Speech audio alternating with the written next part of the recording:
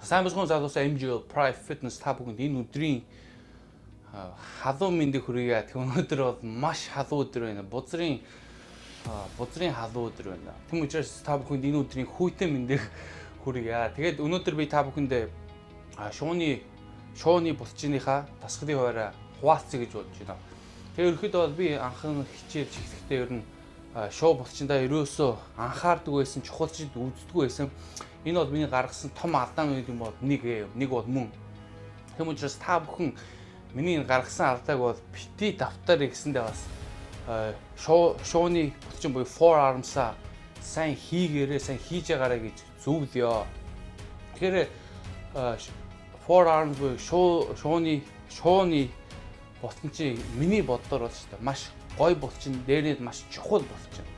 Яагаад вэ гэвэл биднээс хэрэг бодоод үзэх юм бол бүх юмаа тийм ээ, бүх юмд чи ер нь шууны булчин чинь үндэс суур болж өгч штэ.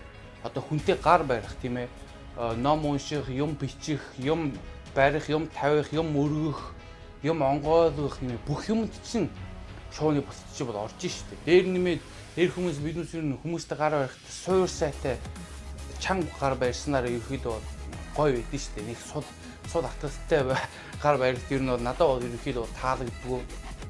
Түүн учраас шууны булчин хөгжүүлэх бол маш чухал шүү дээ. Миний бодлоор шүү дээ. Тэгээ ерөөхдөө бол маш том юм уу шууны булчин хөгжсөн хүмүүс бол их сайхан бол гоё харагддаг. Түүн учраас ерөөхдөө бол та бүхэн шууны булчин бол маш сайн хийж байгаарай. Тэгээ ерөөхдөө шууны булчин гидсний булчин тэгээд өөр чинь шилбэний булчинтай бол маш адилхан бөгөөд ойролцоо одоо. Биднээс ер нь өдөр тутмын энэ булчингаа хэрэглэдэг учраас нэгдүгээрт хөгжүүлэхэд бол хэцүү.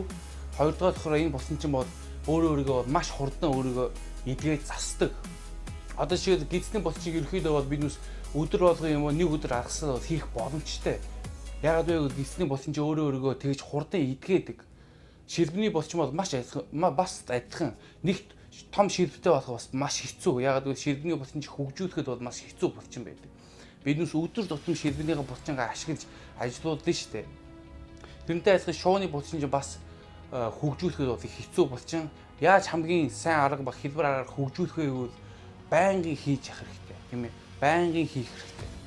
Би ерөөдөө шууны булчингаа ер нь нэг юм уу 2 хоног алгасаад бол хийдэг. Тэгээ хийхдээ бол гидсний булчинтай бол ерөөдөө ойролцоо. Биднээс ер нь гидсний булчингаа хийхдээ ер нь 1 цаг бол хийдгүү шүү дээ. Ихэвчлэн гидсний булчин чинь хүн болгон бараг зөвлөхөд бол 15-аас 20 минут гидсээ хийхэд бол хангалттай. Шууны булчин бол яг л адилхан.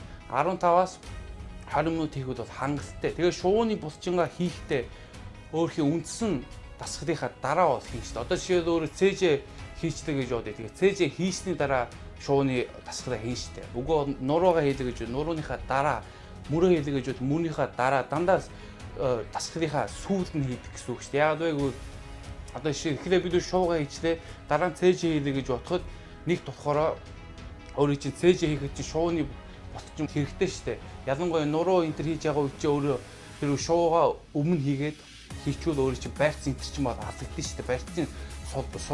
Байрц чинь сул болсон байж шүү дээ. Ягаад гэвэл шуугаа өмнө хийчихэр чинь. Тийм учраас ерөөхдөө бол шууны булчингаа альва нэг үндсэн дасгалынхаа дараа сүүлд нь хийгвэл хамгийн тохиолдол. Тэгээ ерөөхдөө бол хийхдээ бол ерөөсөө удах бол шаардлага бол байхгүй.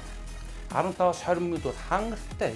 Тэгээ ерөөхдөө шууны булчин чинь яаж хурдан хөгждөг вэ гэвэл удаан хийгээсээ илүү олон удаа хийхээр хөгжинэ.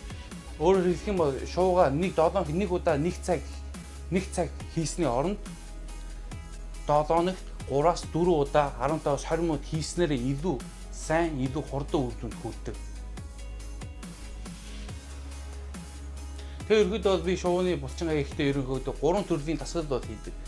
Тэгээ нэг дасгалтаа 3-ын давталтай, тэгээд 12-оос 20-ын шахалтай бол хийдэг. Тэгээд ерөөдөө бол энийг хийхэд бол нэг 15-аас 20 минут бол хангалттай байдаг. Тэгээ бас ерөөдөө дасгал дундах бол ер нь шуучийн ер нь амралтын хугацаа бол урт байх ерөөсөө шалтгаан бол байхгүй.